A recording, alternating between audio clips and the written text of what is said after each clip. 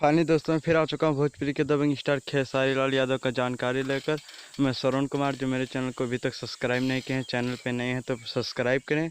जी हाँ दोस्तों, बिना देर के वीडियो को शुरू करते हैं। भोजपुरी के दबंग स्टार खेसारी लाल यादव का अभी खेसारी म्यूजिक वर्ल्ड से एक बहुत ही बवाल सॉन्ग का पोस्टर लॉन्च कर दिया गया है, जो कि दोस्तों आप सबका नाम बता देना चाहता हूँ, हाय रे गरमिया।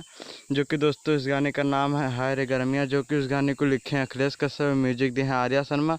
जो कि दोस्तों गाना बहुत ही तगड़ा है, जो कि उस गाने को गाए हैं खेसारी लाल यादव। यहाँ दोस्तों जो कि गाना रिलीज होते ही पूरी तरह से बवाल धमाल मचाना शुरू कर देगा। जो कि दोस्तों गाने को लिखे हैं अखिलेश कश्यप और म्यूजिक दिए हैं आर्या शर्मा। जो कि दोस्तों बहुत ही बवाल सॉन्ग होने वाला है। जो कि दोस्तों आज आप सबके बीच में 4 बजे शाम को गाना रिलीज़ हो जाएगा खेसारी म्यूजिक वर्ल्ड के यूट्यूब चैनल से।